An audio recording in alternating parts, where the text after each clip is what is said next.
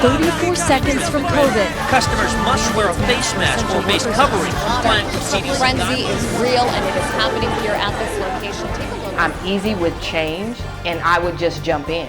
I'm frontline, let's make this happen. And let's work together and get it done. Because we have members that we had mission agreements with, that we signed up to take care of, ourselves, co-workers, everybody. You just jump in, you do it. It's no questions asked. They didn't shut down, but they've managed to keep clients as a priority and find ways to keep assisting them during a pandemic. I'm sure it took a tremendous amount of planning and changes. No questions asked. Is this what needs to be done? Let's do it. Let's get it done. World turned upside down. New Horizons has blown me away when the vaccine came around.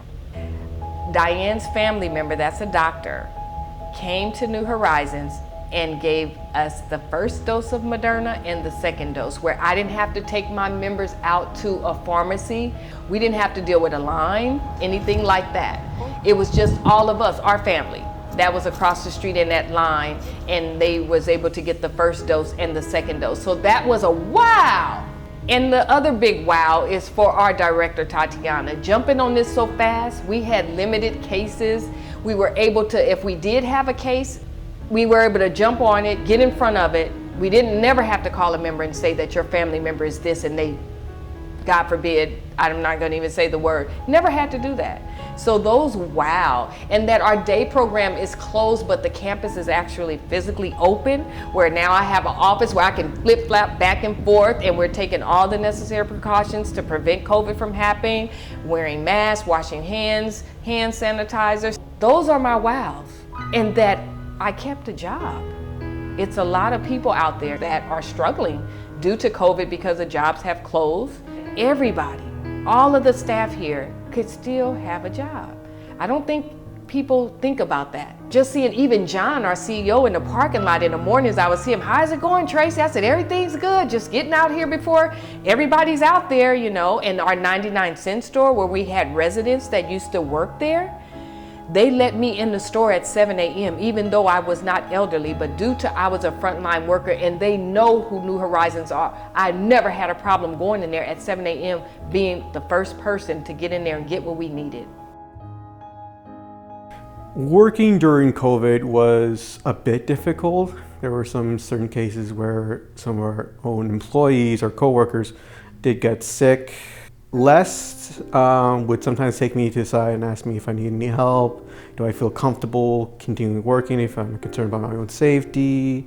Is there anything that maybe the program could help me with? I didn't have any serious concerns at the moment. So resilient and able, they know how important the job is to them, and to do anything that they have to do, they'll listen every time and they will follow the instructions better than a lot of other people. No, he's on the same level with me, so we communicate properly. It's fantastic. He treats me as a individual than as a person who has an issue.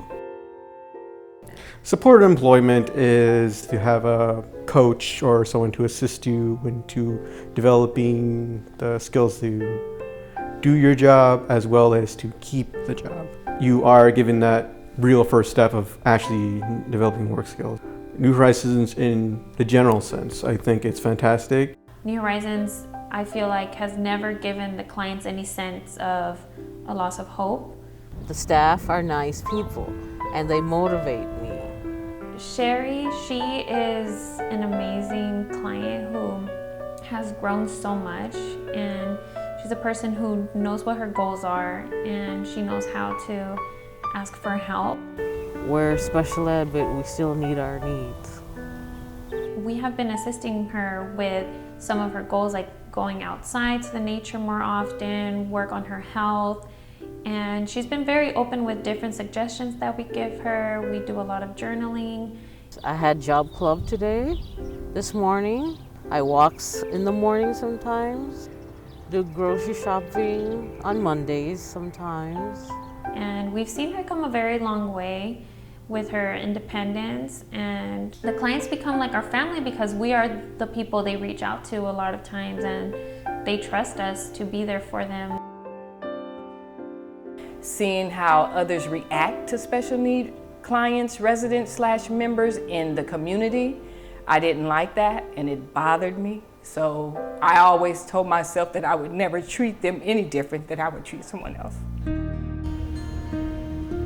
I can't complain. God has truly blessed me. Because like I say, long as the members here, I didn't never have to make a phone call like that, then that just supersedes everything that I had to go through in my own family. Because they're like our family members here as well. I'm with them more than I'm with my family.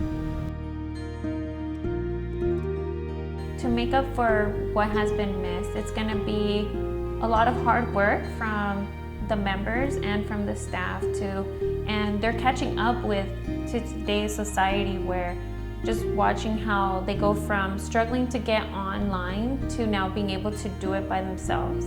So many things are revolving around technology, and it's nice to know that they're going to be okay.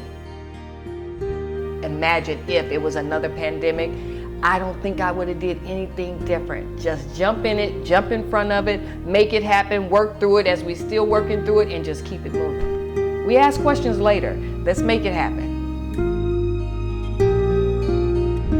We need to keep this place going.